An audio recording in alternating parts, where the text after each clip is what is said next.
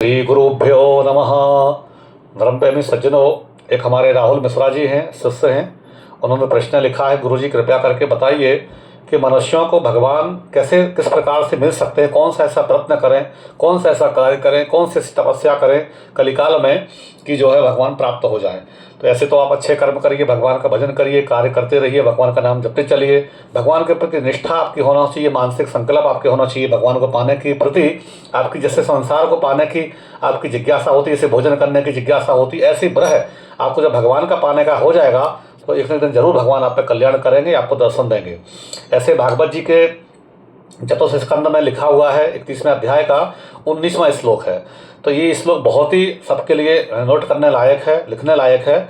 जो इसमें नारद जी परिचिताओं को अपना मंतव्य दे रहे हैं, समझा रहे हैं कि किस प्रकार से भगवान मिल सकते हैं, वो हम आपके सामने इस श्लोक को पढ़ेंगे और उसका अन्वय आपको थोड़ा बताने का प्रयास करेंगे, जिसको आप समझ सकते हैं कि भगवान किस प्रकार से हम आपको मिल सकते हैं।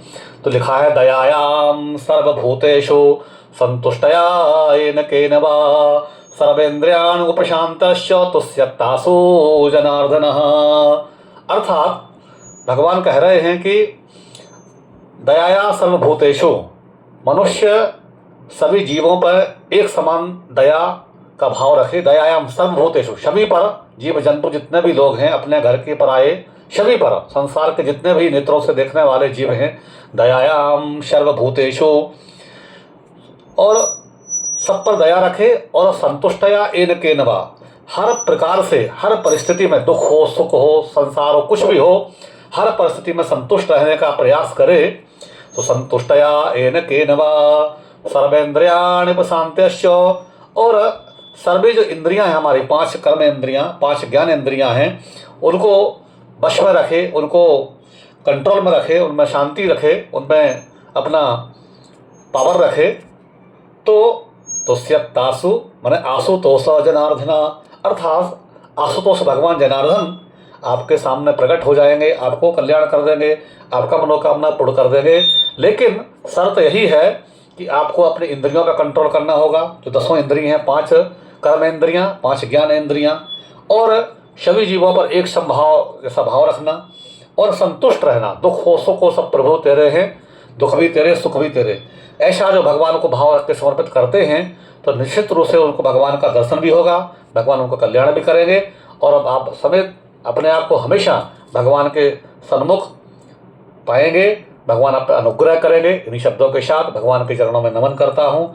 मुझे विश्वास है आपको प्रश्न का उत्तर अवश्य मिल गया होगा। तो आप राहुल मिश्रा जी, आपको प्रश्न करने के लिए बहुत आशीर्वाद। आपने बहुत अच्छा प्रश्न किया है कि भगवान किस प्रकार से मिले। तो भगवान हम लोग को मिलेंगे, और भगवान की भक्ति दिखे। राजा दशरथ ने भगवान के विरह में, भले ही उनके पुत्र के रूप में राम जी थे, जब वो वन को चले गए तो उनके विरह में उन्होंने प्राण त्यागे। और मैया कुंती ने, भगवान जब अपने धराधाम को जाने लगे भगवान श्री कृष्ण जी, तो कुंती मैया ने उनके विरह में अपने प्राण त्यागे। तो इस प्रकार से जब भगवान के प्रति हम समर्पित हो जाते हैं तो हम आपको प्राण त्यागने की आवश्यकता नहीं है।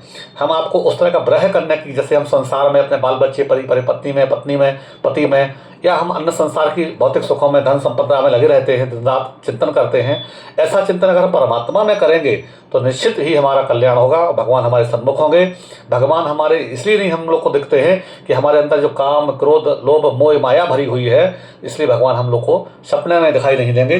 बाकी तो बात कहना ही कठिन है। इसलिए अच्छा अध्ययन करें, स्वाध्याय करें, धर्म ग्रंथों का अध्ययन करें, धर्म गुरुओं से मिलके और इनका अपना यजन करें, निश्चित कल्याण होगा। इन्हीं शब्दों के साथ मैं नमन करता हूँ।